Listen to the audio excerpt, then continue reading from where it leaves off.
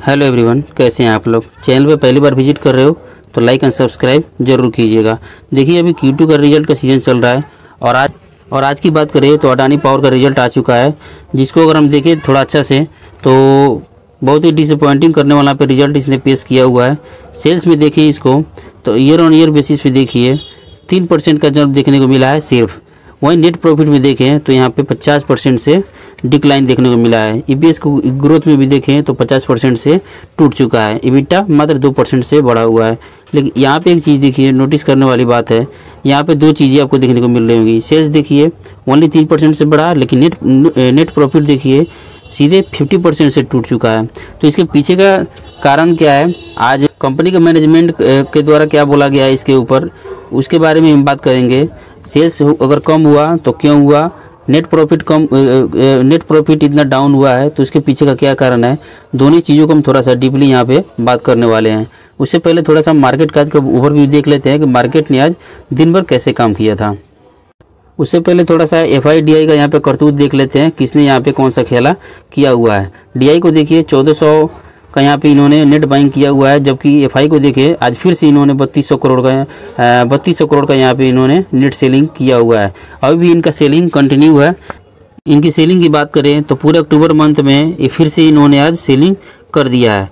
खैर इनको छोड़ते हैं, अब थोड़ा आगे बढ़ते हैं कि मार्केट का हाल चाल देख लेते हैं कि मार्केट ने आज कैसे काम किया था। निफ्टी को देखिए आज 158 पॉइंट इसमें बढ़त देखने को मिली है और 24,340 पे इसने क्लोजिंग दिया हुआ है। जबकि बैंक निफ्टी की बात करें तो निफ्टी से ज़्यादा यहाँ पे आपको पॉजिटिवनेस देखने को मिला है और 471 पॉइंट चढ़ के 51,260 के लेवल पे बंद हुआ है। निफ्टी की बात करें तो निफ्टी यहाँ से थोड़ा सा और भी ज़्यादा चला गया था, ऑलमोस्ट 1% से भी ज़्यादा का इसमें जंप देखने को मिला था, लेकिन वहाँ से अब थोड़ा इसके हम चार्ट को देख लेते हैं कि निफ्टी 50 में कैसा अभी चार्ट बना हुआ है। इसको हम काफ़ी दिनों से आपके सामने बात करते आ रहे हैं कि देखिए यहाँ पे एक चैनल में निकलने की कोशिश कर रहा है। साथ ही साथ पिछले वीडियो में हमने बात किया हुआ था कि 24,000 के लेवल पे आया हुआ है, हो सकता है कि यहाँ से आपको एक जंप देखने को मिले। लेकिन जिस हिसाब से इसमें गिरावट देखने को मिला है उसके अकॉर्डिंग देखें तो आज इसमें कुछ ज़्यादा रिवर्स देखने को नहीं मिला है। यहाँ पे जो कैंडल भी बना है तो देखिए खुला तो था गैप अप, लेकिन गैप अप होने के बाद थोड़ा सा डाउनसाइड आया, लेकिन वहाँ से फिर से अच्छा खासा रिकवरी आया, ऊपर भी गया, लेकिन ऊपर से क्या हुआ फिर से आपको रिजेक्शन देखने को मिला और ऊपर में इसने यहाँ पे पिन पॉइंट बना दिया है। तो देखिए अगर कैंडल को हम थोड़ा सा डीपली यहाँ पे समझने की कोशिश करें तो यहाँ पे एक पॉइंट ये बनता है कि जिन्होंने यहाँ पे बाइंग किया होगा, जिनका भी पोजीशन ऊपर के लेवल पे होगा, हो सकता है कि थोड़ा सा यहाँ पे इसने बाउंस बैक दिखाया है तो थोड़ा सा उनके पोर्टफोलियो में लॉस वगैरह थोड़ा कम दिखा होगा, जिसकी वजह से उन्होंने अपना पोजीशन यहाँ पे काटा होगा। एक तो पहला पॉइंट ये हो गया और दूसरा पॉइंट हो गया कि कल की जो क्लोजिंग था, पिछले दिन की क्लोजिंग की बात करें, यहाँ पे जो आपका रेड कैंडल दिख रहा है, जैसे ही इसने हाई ब्रेक किया हुआ था तो हो सकता है कि यहाँ पे बहुत सारे बायर वगैरह एकदम से यहाँ पे उमड़े होंगे बाइंग करने के लिए। तो मार्केट में आपको ही पता है मैनिपुलेशन किस हिसाब का देखने को मिलता है। तो जैसे ही यहाँ पे बहुत सारे बायर आए होंगे, अपना माल यहाँ पे बड़े प्लेयर्स ने निकाल दिया होगा और फिर से मार्केट को नीचे लेके चले आए हैं। तो खैर देखते हैं कि जैसे अभी तक तो हमारे हिसाब से चार्ट बना हुआ है कि 24,000 के लेवल पे हमने बात किया हुआ था कि आपको यहाँ पे हो सकता है कुछ दिन आपको साइडवेज देखने को मिले और यहाँ से एकदम से ऊपर जाते हुए भी देखने को मिल सकता है। तो आगे कैसे वो काम करेगा वो तो देखने वाली बात होगी। फिलहाल हमारे हाथ में जो है उसके अकॉर्डिंग हम इस चीज़ को समझने की कोशिश कर रहे हैं। तो देखिए अभी गिरावट का हमारे सामने तो एक ही अभी तक रीजन समझ में आया है कि जो मिडिल ईस्ट में टेंशन चल रहा था इजराइल और ईरान के बीच में, अब दोनों का मामला धीरे धीरे अब यहाँ पे ठंडा होते हुए दिख रहा है। लेकिन आज तो FI को यहाँ पे बाइंग करना चाहिए था, लेकिन फिर आज भी उन्होंने यहाँ पे सेलिंग किया हुआ है 3200 करोड़ का। तो वो क्या माजरा है, उनके दिमाग में क्या चल रहा है। अब एक और इवेंट आने वाला है कुछ दिनों में, जो कि आपका अमेरिका में इलेक्शंस होने वाले हैं। क्या उसको लेके इनके मन में कोई डाउट है या फिर कोई दिक्कत वाली बात होने वाली है, हमें भी नहीं पता कि क्या होने वाला है। लेकिन देखिए वो क्या करेंगे क्या नहीं करेंगे हमें नहीं पता है, हमें तो चार्ट को फॉलो करना होता है। साथ ही साथ जो हमने इन्वेस्टमेंट किया हुआ है, जिस कंपनी में पैसा लगाया हुआ है, अभी Q2 का रिजल्ट सब कंपनी अपना पेश कर रही हैं, तो कैसा हमारे कंपनी का रिजल्ट आ रहा है उसके अकॉर्डिंग हमें यहाँ पे रिएक्ट करना होता है। तो हमारे पोर्टफोलियो में भी अडानी पावर है, तो इसके ऊपर हम थोड़ा सा डिटेल में बात इसीलिए कर रहे हैं और देखना भी पड़ रहा है कि इसका अगर सेल्स इसका अगर 3% से बढ़ा है तो उसके पीछे का कारण समझना ज़रूरी है। और वहीं अगर बात करें इसका अगर नेट प्रॉफिट में 50% का डिक्लाइन देखने को मिला है तो उसके पीछे का क्या रीज़न है उसको भी समझने की बहुत ही ज़्यादा ज़रूरी है। तो चलिए इसके बारे में थोड़ा डिस्कस करते हैं कि अगर इनका सेल्स काफ़ी कम हुआ है तो उसके पीछे इनका जो मैनेजमेंट है उन्होंने यहाँ पे क्या कमेंट्री किया हुआ है उसको थोड़ा सा हम ध्यान से पढ़ लेते हैं। देखिए अडानी पावर के जो सीईओ हैं एसबी खयालिया, उन्होंने आज जब अपना रिजल्ट शो किया था, पेश किया था, तो उन्होंने क्या बोला है थोड़ा सा इसको ध्यान से पढ़िएगा। Adani power has embarked on the next phase of its growth journey, swiftly achieving capacity expansion milestone and securing power supply. देखिए अगेन अगर आप इस चीज़ को पूरा ध्यान से पढ़ोगे, इसका स्क्रीनशॉट आप ले लेना।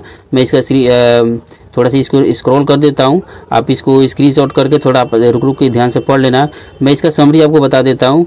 इसमें इन्होंने क्या बोला है, वही बात जो हर दही वाला बोलता है। आपने एक किस्सा कहानी तो सुना ही होगा, कोई भी दही वाला तो ऐसा बोलेगा कि नहीं कि मेरा दही खट्टा है, वही बात यहाँ पे है। तो यहाँ चूँकि इनका रिजल्ट काफ़ी डिसअपॉइंटिंग करने वाला है तो उसको बचाव करते हुए इन्होंने थोड़ा सा अपने कंपनी का या फिर आने वाले दिनों में कंपनी कैसे काम करने वाली है या फिर अभी वो किस हिसाब से अपने जो कॉम्पिटिटर हैं उसको कैसे बीट करने की कोशिश कर रहे हैं या फिर जो भी इनका पर्सपेक्टिव से काम करने का जिस मोटिव के साथ ये कंपनी काम कर रही है उसके ऊपर ही कितना अभी तक ये सही से काम कर रहे हैं कि नहीं कर रहे हैं। या फिर जैसे कि एक संभावना बोली है आपको अपने इन्वेस्टर के लिए, यहाँ पे इन्होंने संभावना पेश किया हुआ है, लेकिन एक्चुअल में इन्होंने क्या बोला हुआ है लास्ट में एक चीज़ यहाँ पे इन्होंने मेंशन किया है, थोड़ा इसको ध्यान से पढ़िएगा। ये पील इसके ऊपर आप ध्यान मत दीजिएगा, ये ऐड यहाँ पे दिख रहा है। देखिए इसका अगर सेल्स में बात करें, जो सेल्स इसका मात्र 3% से बढ़ा है, उसके पीछे का मेन रीज़न यहाँ पे मेंशन किया हुआ है, थोड़ा ध्यान से पढ़िएगा। Power demand was flat during Q2 FY25 as compared to the corresponding quarter FY24। इसका क्या मतलब है, थोड़ा इसको डिटेल में पढ़ते हैं। नीचे देखिए एक और चीज़ यहाँ पे मेंशन किया गया है, this was primarily due to climate condition such as a delay but prolonged rain spell. यहाँ पे बोला गया है कि अभी का जो बता रहे हैं सीईओ साहब की मेन बारिश ही कारण था जिसके वजह से हमारा डिमांड ही कम हुआ। आगे से डिमांड ही कम हुआ तो ये क्या करेंगे, जबरदस्ती किसी को अपना माल तो छिपेंगे नहीं। तो वही ये बोलने की कोशिश कर रहे हैं कि देखिए बारिश की वजह से हमारा डिमांड ही कम हुआ था जिसकी वजह से हमारा सेल्स ज़्यादा नहीं बढ़ पाया था। तो देखिए ये बात सच भी है, इसमें कोई बनावट वाली बात नहीं है। इनके बात से मैं भी एग्री हूँ और आप भी एग्री होंगे। तो देखिए सेल्स अगर फ्लैट हुआ है तो उसके पीछे का रीज़न यही है, तो इसमें घबराने वाली बात नहीं है। तो मुझे तो इसमें कोई दिक्कत वाली बात नहीं लग रही है। अब नेक्स्ट अगर इसका प्रॉफिट डाउन हुआ है तो इसके पीछे का भी क्या रीज़न है उसको भी हमें समझना होगा। अब नेक्स्ट पॉइंट पे हम बात करते हैं, अगर इनका प्रॉफिट 50% से डिक्लाइन हुआ है तो उसके पीछे का क्या कारण है उसको थोड़ा आप ध्यान से यहाँ पे देखिएगा। साइड बाय साइड में यहाँ आपको बताने की कोशिश करूँगा, यहाँ पे थोड़ा सा आपको ध्यान से समझने की कोशिश करना होगा। 2 पॉइंट है दोस्तों यहाँ पे जिसकी वजह से इनके प्रॉफिट में इतना ज़्यादा डिक्लाइन देखने को मिला है। फर्स्टली आप देखो यहाँ पे अदर इनकम अभी कितना हुआ है 724 करोड़ का, इसको याद रखिएगा 724 करोड़ का। लेकिन यहाँ पे अगर पिछले साल Q2 की बात करें तो 724 करोड़ के सामने देखिए तो 1945 करोड़ का इनको अदर इनकम मिला हुआ था। अब ये अदर इनकम है क्या, देखिए अदर इनकम क्या होता है, इसमें इन्होंने मेंशन किया हुआ है कि जो बकाया रुपया था जिसको इन्होंने माल सेल किया हुआ था जिस भी कंपनीज को, तो बकाया रुपया इन्होंने यहाँ पे बहुत ज़्यादा कलेक्ट किया हुआ था जिसकी वजह से इनका अदर इनकम था एकदम से आपको यहाँ पे जंप देखने को मिला था। यही कारण है दोस्तों, फर्स्ट पॉइंट है आपका अदर इनकम जो कि 1945 करोड़ का पिछले साल था। अभी की बात करें तो मात्र 724 करोड़ का यहाँ पे अदर इनकम हुआ है। फर्स्ट कारण तो ये हो गया। दूसरा कारण देखिए अभी की बात करें तो दूसरा कारण है आपका टैक्स। देखिए टैक्स कितना इन्होंने पे किया है, 20% इन्होंने टैक्स गवर्नमेंट को दिया हुआ है। लेकिन पिछले साल के क्या हुआ था टैक्स को देखिए तो 26%, यहाँ पे क्या दिख रहा है आपको, वो भी माइनस में दिख रहा है। टैक्स इन्होंने दिया नहीं था बल्कि इनको टैक्स कुछ ज़्यादा ही वापस मिल गया था। अब ये टैक्स माइनस में कैसे हो गया इसको थोड़ा सा ध्यान से देखते हैं। अभी क्या हुआ, उन्होंने जितना भी पैसा कमाया उसके ऊपर गवर्नमेंट को 20% का इन्होंने टैक्स पे कर दिया। लेकिन पिछले साल क्या हुआ था कि इन्होंने जितना भी अपना माल जो दूसरी कंपनी को इन्होंने अपना पावर सेल किया था, तो उनके पास जो इनका पैसा बकाया था तो उनके ऊपर ही अपना क्या करते हैं, टैक्स लेते हैं, इंटरेस्ट जिसको हम बोलते हैं। तो उनके पास इनका जो बकाया पैसा था उसके ऊपर जो टैक्स था उनको भी इन्होंने कलेक्ट किया हुआ था। अदर इनकम में हमने क्या देखा कि जो बकाया रुपया था उसको इन्होंने कलेक्ट किया था। उसके साथ ही साथ जो अदर इनकम के ऊपर जो टैक्स था दूसरी कंपनी के ऊपर उनको भी इन्होंने क्या किया था, कलेक्ट किया था, जिसके वजह से इतना ज़्यादा इनको हैविली टैक्स मिल गया आगे से ही कि इन्होंने क्या किया, अपना टैक्स भी पे कर दिया और साथ ही साथ इतना ज़्यादा हुआ कि इनका टैक्स माइनस में ही चला गया था। तो यहाँ पे टैक्स का पैसा इनका पूरा यहाँ पे बच गया था। यही कारण है दोस्तों कि आपको 2 पॉइंट, एक तो अदर इनकम बढ़ गया था पिछले साल और दूसरा आपका इनका टैक्स भी बच गया था, जिसके वजह से इनका नेट प्रॉफिट देखें तो 6594 करोड़ का था। वहीं अब की बात करें तो कितना हुआ है, मात्र 3298 करोड़ का, जो कि पिछले साल के मुताबिक देखें तो 50% का यहाँ पे कमजोरी शो कर रहा है। तो देखिए हमने बात कर लिया कि अगर इनका सेल्स कम हुआ है तो उसके पीछे का भी कारण हमने देख लिया है कि हाँ बारिश इतना ना ज़्यादा हो गया था कि डिमांड ही कम हो गया था। तो वो तो हमारे हाथ में है नहीं, वो नेचर का काम है। तो फर्स्ट रीज़न तो हो गया आपका सेल्स कम होने का, और दूसरा यहाँ पे अगर इनका प्रॉफिट कम हुआ था तो उसके पीछे का भी रीज़न हमने समझ लिया। 2 कारण था, अदर इनकम अब की बार उतना ज़्यादा नहीं हुआ है और दूसरा इनका जो टैक्स है, टैक्स भी इन्होंने पे किया हुआ है। तो ये आपका तो पिछले साल से कंपेयर करना मुझे नहीं लगता है कि यहाँ पे उचित होने वाला है। तो यहाँ अभी तक देखो, अगर मेरा कंक्लूजन पूछिएगा कि मुझे अभी मैं क्या करने वाला हूँ इस कंपनी के अंदर में, तो मैं यहाँ पे कुछ नहीं करने वाला हूँ। मेरा जितना जो पोजीशन है पूरा का पूरा पोजीशन इसमें बना रहेगा। मैं यहाँ पे एक भी अपना स्टेक वगैरह कुछ भी सेल करने वाला नहीं हूँ।